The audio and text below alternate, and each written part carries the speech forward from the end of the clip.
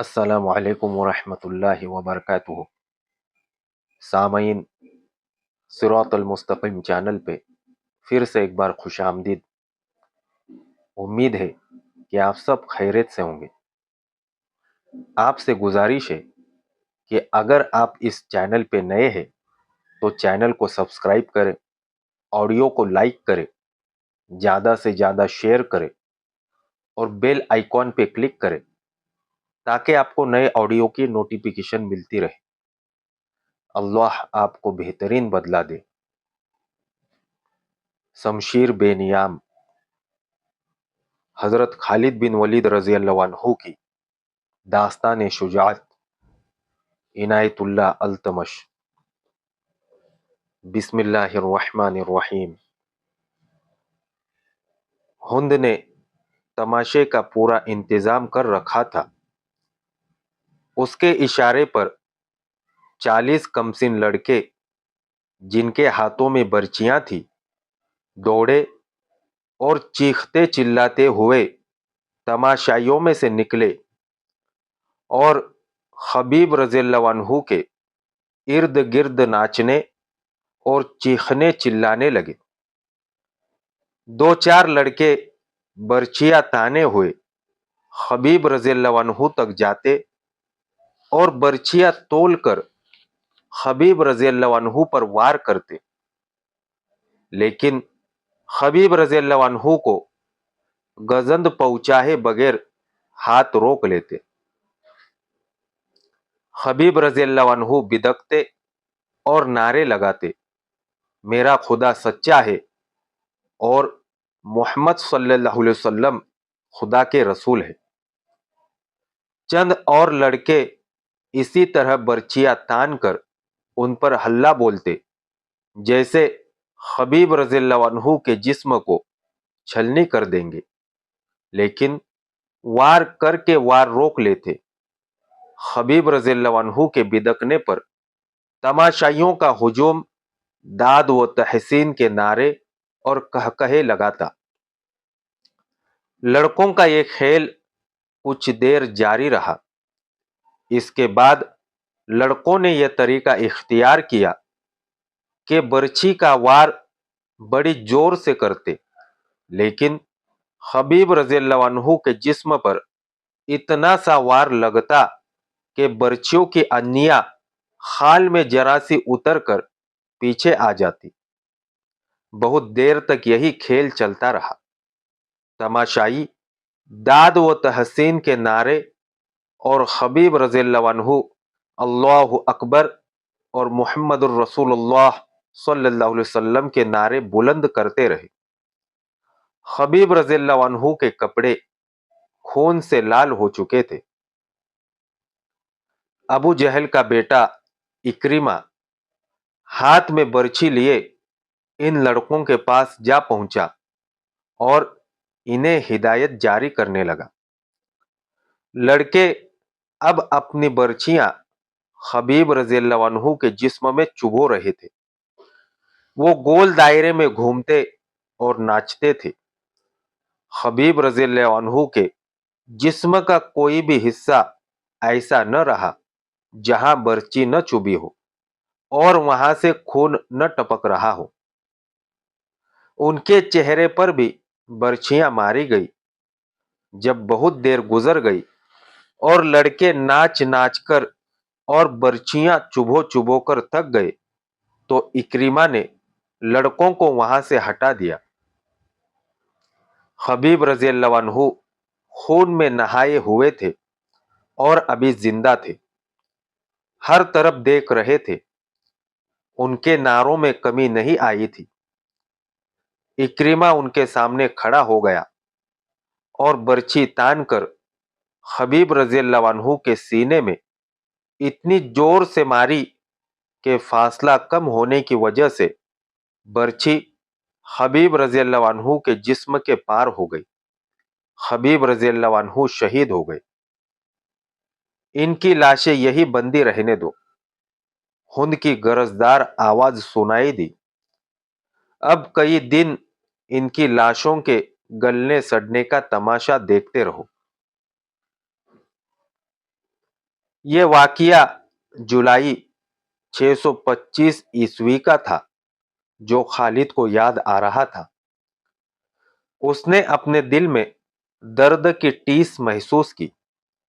خبیب اور زید رضی اللہ عنہم اجمعین کے قتل نے قریش کے سرداروں میں اختلاف کا بیج بو دیا تھا۔ جس طرح ان دو مسلمانوں نے آخری وقت نماز پڑھی اور اسلام سے نکل آنے پر موت کو ترجیح دی تھی، اس نے قریش کے کئی سرداروں پر گہرا اثر چھوڑا تھا۔ خود خالد نے اگر اسلام کی نہیں تو خبیب رضی اللہ عنہ اور زید رضی اللہ عنہ کی دل ہی دل میں بہت تعریف کی تھی۔ ابو سفیان اور اس کی بیوی ہند کے خلاف اس کے دل میں ناپسندیدگی پیدا ہو گئی تھی۔ یہ جنگجوؤں کا شیوا نہیں تھا، اس نے اپنے آپ سے کہا۔ یہ جنگجوؤں کو جیب نہیں دیتا تھا۔ ایک روز وہ ان سرداروں کی محفل میں بیٹھا تھا جو رسول خدا صلی اللہ علیہ وسلم کے ان دو صحابہ کرام رضی اللہ عنہم اجمعین کے قتل کے خلاف تھے۔ کیا تم سب جانتے ہو کہ مارے جانے والے یہی دو نہیں بلکہ 6 مسلمان تھے؟ خالد نے پوچھا۔ ہاں، ایک نے جواب دیا، یہ شارجہ بن مغیث کا کام تھا۔ وہ ان 6 مسلمانوں کو دھوکے سے پھندے میں لایا تھا اور اس کے پیچھے مکہ کے یہودیوں کا دماغ کام کر رہا تھا۔ خالد نے کہا، اور اس میں یوحوا یہودن نے 2-3 اور یہودی لڑکیاں ساتھ لے جا کر اپنے ان کے حسن کا جادو چلایا تھا۔ یوحوا جادوگرنی ہے، ایک سردار نے کہا، وہ بھائی کو بھائی کے ہاتھوں ذبح کرا سکتی ہے۔ کیا یہ خطرہ نہیں کہ یہودی ہمیں بھی ایک دوسرے کا دشمن بنا دیں گے؟ کسی اور سردار نے کہا۔ نہیں، ایک بوڑھا سردار بولا، وہ محمد صلی اللہ علیہ وسلم کے اتنے ہی دشمن ہے جتنے ہم ہیں۔ یہودیوں کا مفاد اس میں ہے کہ وہ ہمارے اور مسلمانوں کے درمیان دشمنی اتنی پکی اور اتنی شدید کر دے کہ ہم مسلمانوں کا نام و نشان مٹا دیں۔ ہمیں یہودیوں پر شک نہیں کرنا چاہیے، ایک سردار نے کہا، بلکہ ضرورت یہ ہے کہ ہم یہودیوں کو مسلمانوں کے خلاف زمین کے نیچے استعمال کریں، لیکن ایسے نہیں جیسے شارجہ نے کیا ہے، خالد نے کہا، اور ایسے بھی نہیں جیسے ابو سفیان اور اس کی بیوی نے کیا ہے۔ کیا تم سب جانتے ہو کہ یوحوا مکہ کے چند ایک یہودیوں کے ساتھ مدینہ چلی گئی ہے؟ بوڑھے سردار نے پوچھا اور خود ہی جواب دیا، وہ مدینہ اور ارد گرد کے یہودیوں اور دوسرے قبائل کو مسلمانوں کے خلاف ابھاریں گے۔ اسلام کے فروغ سے وہ خود خطرہ محسوس کر رہے ہیں۔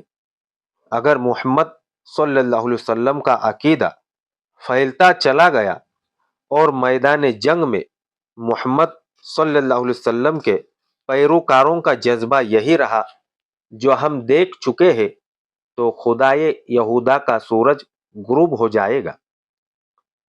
لیکن یہودی لڑنے والی قوم نہیں، خالد نے کہا، وہ میدان جنگ میں ہمارا ساتھ نہیں دے سکتے۔ مسلمانوں کے لیے وہ میدان جنگ میں زیادہ مہلک ثابت ہوں گے، ایک اور سردار نے کہا۔ وہ اپنی یوحوا جیسی دلکش لڑکیوں کے ذریعے مسلمان سرداروں اور سالاروں کو میدان جنگ میں اترنے کے قابل نہیں چھوڑیں گے۔ یوحوا خالد کے دل و دماغ پر غالب آتی جا رہی تھی اور 4 سال پرانی باتیں اسے سنائی دے رہی تھی۔ وہ مدینہ کی طرف چلا جا رہا تھا اور احد کی پہاڑی اوپر اٹھتی آ رہی تھی۔ پھر یہ پہاڑی اس کی نظروں سے اوجھل ہونے لگی۔ اس کا گھوڑا घाटी उतर रहा था। ये कोई 1 मील लंबा और 1.5-2 फरलांग चौड़ा नशेब था, जिसमें कहीं कहीं मखरूटी टीले भी खड़े थे। ये रेतीली मिट्टी के थे। खालिद को दौड़ते कदमों की आहट सुनाई दी। उसने चौंक कर उधर देखा और उसका हाथ तलवार के दस्ते पर चला गया। वो 4-5 गजाल थे जो उसके नीचे दौड़ते जा रहे थे। कुछ दूर जाकर एक गजाल ने दूसरे गजाल के पहलू में टक्कर मारी। फिर दोनों गजाल आमने सामने आ गए और उनके सर टकराने लगे। दूसरे गजाल इन्हें देखने रुक गए। इतने खूबसूरत जानवर आपस में लड़ते अच्छे नहीं लगते। खालिद इन्हें देखता रहा। एक तमाशाई गजाल ने खालिद के घोड़े को देख लिया। उसने गर्दन तानी और खूर जमीन पर मारा। लड़ने वाले गजाल जहां थे वही साकित व जामिद हो गए और फिर तमाम गजाल एक तरफ भाग उठे और खालिद की नजरों से ओझल हो गए। कुरैश के सरदार 2 गिरोह में बट गए थे। इनकी आपस में दुश्मनी पैदा नहीं हुई थी, लेकिन प्यार मोहब्बत और इत्तेहाद वाली पहली सी बात भी नहीं रही थी। खालिद को आज याद आ रहा था कि सब अबू सुफियान की सरदारी और सालारी को तस्लीम करते थे, लेकिन खिंचाव सा पैदा हो गया था। जब इत्तेहाद की जरूरत थी, उस वक्त अहले कुरैश निफाक के रास्ते पर चल पड़े थे। खालिद को यह सूरत हाल सख्त नाजगवार गुजरती थी। क्या आपको मालूम नहीं कि आपस के निफाक दुश्मन को तकवीत दिया करता है? खालिद ने एक रोज अबू सुफियान से कहा था। क्या आपने कभी सोचा है कि इस निफाक को इत्तेफाक में किस तरह बदला जा सकता है? बहुत सोचा है खालिद, अबू सुफियान ने उकताए हुए लहजे में कहा था। बहुत सोचा है। सब मुझे पहले की तरह मिलते हैं, लेकिन मैं महसूस करता हूं कि बाज के दिल साफ नहीं। क्या तुम कोई सूरत पैदा कर सकते हो कि दिलों से मैल निकल जाए? हाँ, मैंने सूरत सोच रखी है, खालिद ने कहा था। मैं यही तजवीज आपके सामने ला रहा था। जिन सरदारों के दिलों में मैल पैदा हो गया है, वो समझने लगे हैं कि हम अब नाम के जंगजू रह गए हैं और हमने मुसलमानों का डर अपने दिलों में बैठा लिया है। शारजा ने 6 मुसलमानों को धोखा देकर और उनमें से 2 को आपके हाथों मरवाकर हमारी शक्ल व सूरत ही बदल डाली है। इसका इलाज ये है कि हम मदीना पर हमला करें या मुसलमानों को कहीं ललकारे और साबित कर दे कि हम जंगजू हैं और हम मुसलमानों को खत्म करके दम लेंगे। हमारे पास जवाज मौजूद है, अबू सुफियान ने उछल कर कहा था। मैंने ओहद की लड़ाई के आखिर में मोहम्मद सल्लल्लाहु अलैहि वसल्लम से ये भी कहा था कि कुरैश के सीनों में इंतकाम की आग जलती रहेगी। हम अगले साल तुम्हें बदर के मैदान में ललकारेंगे। हाँ, मुझे याद है, खालिद ने कहा। उधर से उमर रजी अल्लाह अन्हु की आवाज आई थी। उसने कहा था कि हमारे अल्लाह ने चाहा तो हमारी अगली मुलाकात बदर के मैदान में ही होगी। आवाज तो उमर रजी अल्लाह अन्हु की थी, अल्फाज मोहम्मद सल्लल्लाहु अलैहि वसल्लम के थे। अबू सुफियान ने कहा, मोहम्मद सल्लल्लाहु अलैहि वसल्लम बहुत जख्मी थे। वो ऊंची आवाज में बोल नहीं सकते थे। मैं मोहम्मद सल्लल्लाहु अलैहि वसल्लम को पैगाम भेजता हूँ कि फला दिन बदर के मैदान में आ जाओ اور اپنے انجام کو پہنچو۔ دونوں نے ایک دن مقرر کر لیا اور فیصلہ کیا کہ کسی یہودی کو مدینہ بھیجا جائے۔ دوسرے ہی دن ابو سفیان نے قریش کے تمام سرداروں کو اپنے یہاں بلایا اور بڑے جوش و خروش سے اعلان کیا کہ وہ مسلمانوں کو بدر کے میدان میں للکار رہا ہے۔ قریش یہی خبر سننے کے منتظر تھے۔ انہیں اپنے عزیزوں کے خون کا انتقام لینا تھا۔ ان کے دلوں میں رسول اکرم صلی اللہ علیہ وسلم کی دشمنی بارود کی طرح بھری ہوئی تھی، جو ایک چنگاری کی منتظر تھی۔ وہ کہتے تھے کہ محمد صلی اللہ علیہ وسلم نے باپ بیٹے کو اور بھائی بھائی کو ایک دوسرے کا دشمن بنا دیا ہے۔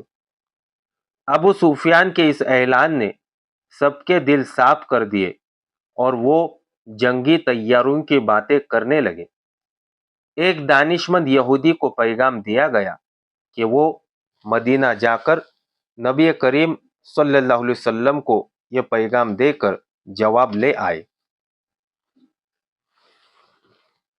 خالد کو یاد آ رہا تھا کہ وہ اس روز کس قدر مطمئن تھا اور مسرور تھا۔ قریش کے سرداروں کے دلوں میں جو تکبر پیدا ہو گیا وہ صاف ہو گیا۔ خالد بڑ ہانکنے والا آدمی نہیں تھا، لیکن اس نے یہ تہیہ کر لیا تھا کہ وہ رسول خدا صلی اللہ علیہ وسلم کو اپنے ہاتھوں قتل کرے گا۔ یہودی ایلچی جواب لے کر آ گیا۔ رسول کریم صلی اللہ علیہ وسلم نے ابو سفیان کی للکار کو قبول کر لیا تھا۔ لڑائی کا جو دن مقرر ہوا وہ مارچ 626 عیسوی کا ایک دن تھا، لیکن ہوا یوں کہ سردیوں کے موسم میں جتنی بارش ہوا کرتی تھی اس سے بہت کم ہوئی۔ اس کا نتیجہ یہ ہوا کہ یہ موسم تقریباً خشک گزر گیا اور مارچ کے مہینے میں اتنی گرمی زیادہ ہو گئی جتنی اس کے 2-3 ماہ بعد ہوا کرتی تھی۔ ابو سفیان نے اس موسم کو لڑائی کے لیے موزوں نہ سمجھا۔ اس یاد نے خالد کو شرمسار کر دیا۔ وجہ یہ ہوئی تھی کہ ابو سفیان موسم کی گرمی کا بہانہ بنا رہا تھا۔ مشہور مورخ ابن سعد لکھتا ہے کہ ابو سفیان نے قریش کے سرداروں کو بلا کر کہا کہ وہ کوچ سے پہلے مسلمانوں کو خوف زدہ کرنا چاہتا ہے۔ اس نے یہودیوں کی خدمات حاصل کی اور انہیں خاصی اجرت دے کر تاجروں کے بھیس میں مدینہ بھیج دیا۔ انہیں ابو سفیان نے یہ کام سونپا تھا کہ مدینہ میں وہ افواہ پھیلائے کہ قریش اتنی زیادہ تعداد میں بدر کے میدان میں آ رہے ہیں جو مسلمانوں نے پہلے کبھی نہیں دیکھی۔ اس مورخ کے مطابق مدینہ میں اس افواہ کو سچ مانا گیا اور مسلمانوں کے چہروں پر اس کے اثرات بھی دیکھے گئے۔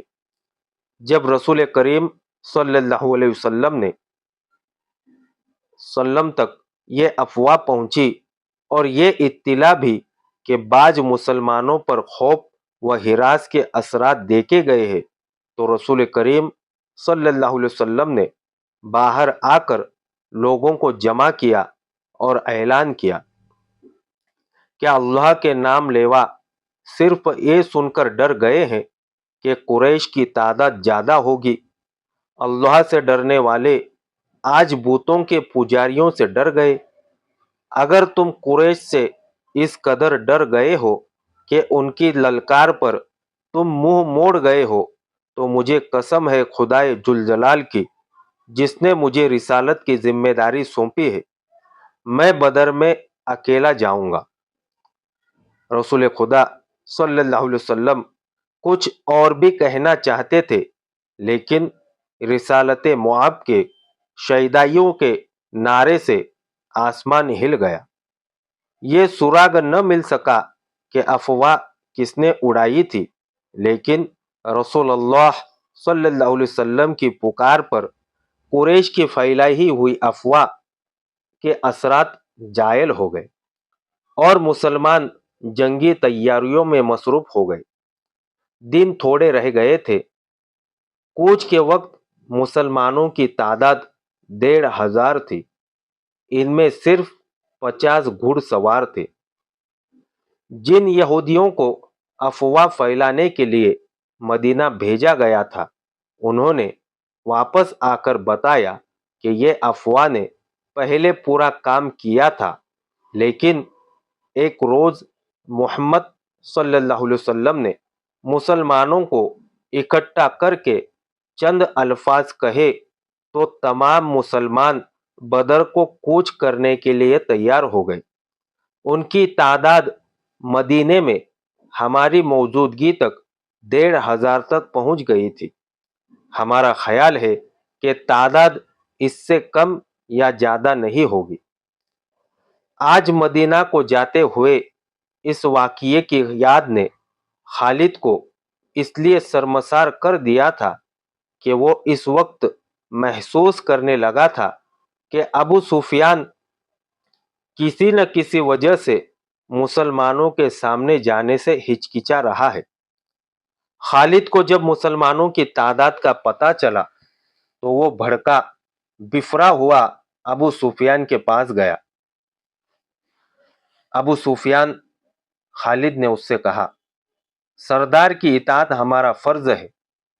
میں اہل قریش میں سردار کی حکم عدولی کی روایت قائم نہیں کرنا چاہتا، لیکن مجھے قریش کی عظمت کا بھی خیال ہے۔ آپ اپنے رویے کو تبدیل کرنے کی کوشش کریں۔ کہیں ایسا نہ ہو کہ قبیلہ قریش کی عظمت کا احساس مجھ میں اتنا زیادہ ہو جائے کہ میں آپ کے حکم اور رویے کی طرف توجہ ہی نہ دوں۔ کیا تم نے سنا نہیں تھا کہ میں نے یہودیوں کو مدینہ کیوں بھیجا تھا؟ ابو سفیان نے پوچھا۔ میں مسلمانوں کو ڈرانا چاہتا تھا۔ ابو سفیان خالد نے اس کی بات پوری ہونے سے پہلے کہا، لڑنے والے ڈرا نہیں کرتے۔ کیا آپ نے مسلمانوں کو قلیل تعداد میں لڑتے نہیں دیکھا؟ کیا آپ نے خبیب رضی اللہ عنہ اور زید رضی اللہ عنہ کو اہل قریش کی برچیوں کے سامنے کھڑا ہو کر نعرے لگاتے نہیں سنا تھا؟ میں آپ سے صرف یہ کہنے آیا ہوں کہ اپنی سرداری کا احترام کرے اور بدر کو کوچ کی تیاری کرے۔ دوسرے ہی دن مکہ میں ایک خبر پہنچی کہ مسلمان مدینہ سے بدر کو کوچ کر گئے ہیں۔ اب ابو سفیان کے لیے اس کے سوا کوئی اور راستہ نہیں رہ گیا تھا کہ وہ کوچ کا حکم دے۔ قریش کی جو تعداد بدر کو کوچ کے لیے تیار ہوئی تھی وہ 2,000 تھی اور 100 گھڑ سوار اس کے علاوہ تھی۔ قیادت ابو سفیان کی تھی اور اس کے ماتحت خالد، اکرمہ اور صفوان نایاب سالار تھے۔ حسب معمول ابو سفیان کی بیوی ہند، اس کی چند ایک کنیزیں اور گانے بجانے والی عورتوں بھی ساتھ تھی۔ مسلمان رسول اکرم صلی اللہ علیہ وسلم کی قیادت میں 4 اپریل 626 عیسوی بمطابق یکم جی قعدہ 4 ہجری کے روز بدر کے میدان میں پہنچ گئے۔ قریش ابھی اسفان کے مقام تک پہنچے تھے۔ انہوں نے وہی رات بھر کے لیے پڑاؤ کیا۔ صبح ان کی روانگی تھی، لیکن صبح طلوع ہوتے ہی ابو سفیان نے اپنے لشکر کو کوچ کا حکم دینے کی بجائے اکٹھا کیا اور لشکر سے یوں مخاطب ہوا، قریش کے بہادروں، مسلمان تمہارے نام سے ڈرتے ہیں۔ اب ان کے ساتھ ہماری جنگ فیصلہ کن ہوگی۔ ان مٹھی بھر مسلمانوں کا ہم نام و نشان مٹا دیں گے۔ نہ محمد صلی اللہ علیہ وسلم اس دنیا میں رہے گا، نہ کوئی اس کا نام لینے والا۔ لیکن ہم ایسے حالات میں لڑنے جا رہے ہیں جو ہمارے خلاف جا سکتے ہیں اور ہماری شکست کا باعث بن سکتے ہیں۔ تم خود دیکھ رہے ہو کہ ہم اپنے ساتھ پورا اناج نہیں لا سکتے، مزید اناج ملنے کی امید بھی نہیں، کیونکہ خشک سالی نے قحط کی صورت پیدا کر دی ہے۔ پھر اس گرمی کو دیکھو، میں نہیں چاہتا کہ میں اپنے بہادروں کو بھوکا اور پیاسا مروا دوں۔ میں فیصلہ کن جنگ کے لیے موجود حالات کا انتظار کروں گا۔ ہم آگے نہیں جائیں گے، مکہ کو کوچ کرو۔ خالد کو یاد آ رہا تھا کہ قریش کے لشکر نے دو طرح کے نعرے بلند کیے۔ ایک نعرے تھے جو انہی حالات میں مسلمانوں کے خلاف لڑنے کا عزم کیے ہوئے تھے، دوسرے نعرے ابو سفیان کے فیصلے کی تائید میں تھے، لیکن حکم سب کو ماننا تھا۔ خالد، اکرمہ اور صفوان نے ابو سفیان کا یہ حکم ماننے سے انکار کر دیا، لیکن ابو سفیان پر ان کے احتجاج کا کچھ اثر نہ ہوا۔ ان تینوں نایاب سالاروں نے یہ جائزہ بھی لیا کہ کتنے آدمی ان کے ساتھ رہتے ہیں۔ یہ جائزہ ان کے خلاف ثابت ہوا۔ لشکر کی اکثریت ابو سفیان کے حکم پر مکہ کی طرف کوچ کر گئی۔ خالد اور اس کے دونوں ساتھیوں کو مجبوراً لشکر کے پیچھے پیچھے آنا پڑا۔ خالد کو وہ لمحے یاد آ رہے تھے جب وہ اہل قریش کے لشکر کے پیچھے پیچھے اکرمہ اور صفوان کے ساتھ مکہ کو چلا جا رہا تھا۔ اس کا سر جھکا ہوا تھا۔ یہ تینوں ایک دوسرے کی طرف دیکھ بھی نہیں رہے تھے، جیسے ایک دوسرے سے شرمسار ہو۔ خالد کو بار بار یہ خیال آتا تھا کہ لڑائی میں اس کی ایک ٹانگ کٹ جاتی، بازو کٹ جاتے، اس کی دونوں آنکھیں ضائع ہو جاتی تو اسے یہ دکھ نہ ہوتا جو بغیر لڑے واپس جانے سے ہو رہا تھا۔ اس وقت وہ اس طرح محسوس کر رہا تھا جیسے اس کی ذات مر چکی ہو اور گھوڑے پر اس کی لاش مکہ کو واپس جا رہی ہو۔ نبی کریم صلی اللہ علیہ وسلم کا قتل اس کا عزم تھا، جو وہ پورا کیے بغیر واپس آ رہا تھا۔ یہ عزم بچھو بن کر اسے ڈس رہا تھا۔ اسے بہت کچھ یاد آ رہا تھا، یادوں کا ایک ریلا تھا جو کہیں ختم نہیں ہو رہا تھا۔ اسے یہودیوں کے تینوں قبیلے بنو نذیر، بنو قریظہ اور بنو قینقاع یاد آئی۔ انہوں نے جب دیکھا کہ قریش مسلمانوں کے خلاف لڑنے سے منہ موڑ گئے ہیں تو وہ سرگرم ہو گئے۔ یہودیوں نے مسلمانوں کے خلاف زمین دوز کارروائیاں شروع کی، مکہ گئے اور قریش کو مسلمانوں کے خلاف بھڑکایا، مگر قریش کا سردار ابو سفیان ٹس سے مس نہ ہوا۔ خالد کو معلوم نہ ہو سکا کہ ابو سفیان کے دل میں کیا ہے اور وہ مسلمانوں سے لڑنے سے کیوں گھبراتا ہے۔ اسی سال کے موسم سرما کے اوائل میں خیبر کے چند ایک سرکردہ یہودی مکہ گئے۔ ان کا سردار حیی بن خطب تھا۔ یہ شخص یہودیوں کے قبیلے بنو نذیر کا سردار بھی تھا۔ یہودیوں کے پاس زر و جواہرات کے خزانے تھے۔ یہ چند ایک یہودی ابو سفیان اور قریش کے دیگر سرداروں کے لیے بیش قیمت تحفے لے کر گئے۔ ان کے ساتھ حسین و جمیل لڑکیوں کا تحفہ بھی تھا۔ اگر آپ ہمارا ساتھ دیں، حیی بن خطب نے کہا، تو ہم مسلمانوں کے خلاف خفیہ کارروائیاں شروع کر دیں گے۔ ہم مسلمانوں سے دگنے تھے تو بھی انہیں شکست نہ دے سکے۔ ابو سفیان نے کہا، ان سے 3 گنا تعداد میں ان سے لڑے تو بھی انہیں شکست نہ دے سکے۔ اگر چند اور قبیلے ہمارے ساتھ مل جائے تو ہم مسلمانوں کو ہمیشہ کے لیے ختم کر سکتے ہیں۔ ہم نے یہ انتظام پہلے ہی کر دیا ہے، حیی بن خطب نے کہا۔ قبیلہ غطفان اور بنو اسد آپ کے ساتھ ہوں گے، چند اور قبیلے ہماری کوششوں سے آپ کے ساتھ آ جائیں گے۔ خالد کو کیا کچھ یاد آ نہ رہا تھا؟ 3-4 سال پہلے کے یہ واقعات اسے ایک روز پہلے کی طرح یاد تھے۔ اسے ابو سفیان کا گھبرایا گھبرایا چہرہ اچھی طرح یاد تھا۔ خالد جانتا تھا کہ یہودی اہل قریش کو مسلمانوں کے خلاف صرف اس لیے بھڑکا رہے ہیں کہ یہودیوں کا اپنا مذہب اسلام کے مقابلے میں خطرے میں آ گیا تھا، لیکن انہوں نے ابو سفیان کو ایسی تصویر دکھائی جس میں مسلمانوں کے ہاتھوں تباہی نظر آ رہی تھی۔ دوسری طرف خالد، اکرمہ اور صفوان بن امیہ نے سر اٹھانے کے قابل نہیں چھوڑا تھا۔ ہم آپ کو اپنا سردار تسلیم کرتے ہیں، لیکن آپ یہ تسلیم کریں کہ آپ بزدل ہیں۔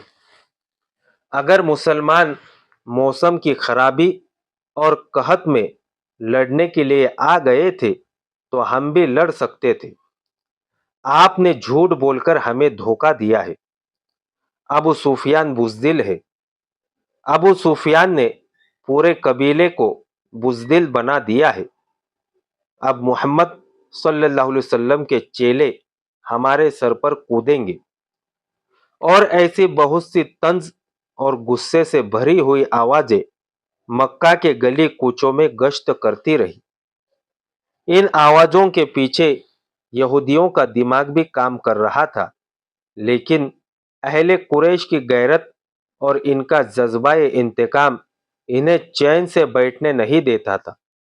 ابو سفیان اس حال تک پہنچ گیا کہ اس نے باہر نکلنا ہی چھوڑ دیا۔ خالد کو وہ دن یاد آیا جب اسے ابو سفیان نے اپنے گھر بلایا تھا۔ خالد کے دل میں ابو سفیان کا وہ احترام نہیں رہ گیا تھا جو کبھی ہوا کرتا تھا۔ وہ بادل نخواستہ صرف اس لیے چلا گیا کہ ابو سفیان اس کے قبیلے کا سردار ہے۔ وہ ابو سفیان کے گھر گیا تو وہاں اکرمہ اور صفوان بھی بیٹھے ہوئے تھے۔ خالد، ابو سفیان نے کہا، میں نے مدینے پر حملے کا فیصلہ کر لیا ہے۔ خالد کو ایسا محسوس ہوا جیسے اس نے غلط سنا ہو۔ اس نے اکرمہ اور صفوان کی طرف دیکھا، ان دونوں کے ہونٹوں پر مسکراہٹ آ گئی۔ خالد، ابو سفیان نے کہا، جس قدر جلدی ہو سکے لوگوں کو مدینے پر حملے کے لیے تیار کر لو۔ یہودیوں نے جن قبائل کو قریش کا ساتھ دینے کے لیے تیار کیا تھا ان سب کی طرف پیغام بھیج دیے گئے۔ یہ فروری 627 عیسوی کے آغاز کے دن تھے۔ مختلف قبائل کے لڑاکا دستے مکہ میں جمع ہونے لگے۔ ان قبائل میں سب سے زیادہ فوج غطفان کی تھی۔ اس کی تعداد 3000 تھی۔ منیہ اس کا سالار تھا۔ 700 آدمی بنو سلیم نے بھیجے۔ ابو اسد نے بھی خاصی فوج بھیجی جس کا سالار طلحہ بن خالد تھا۔ اس کی تعداد تاریخ میں نہیں ملتی۔ قریش کی اپنی فوج کی تعداد 4000 پیادہ، 300 گھوڑ سوار اور 1500 ستور سوار تھے۔ اس پورے لشکر کی تعداد جو مدینہ پر فوج کشی کے لیے جا رہی تھی کل 10,000 تھی۔ اس کی کمان ابو سفیان کے ہاتھ میں تھی۔ ابو سفیان نے اس متحدہ فوج کو جمعیت القبائل کہا تھا۔ ان میں سے کچھ قبائل مکہ میں نہیں آئے تھے۔ انہوں نے اطلاع دی تھی کہ جب لشکر مکہ سے روانہ ہوگا تو وہ اپنی اپنی بستی سے کوچ کر کے جائیں گے اور راستے میں لشکر سے آ ملیں گے۔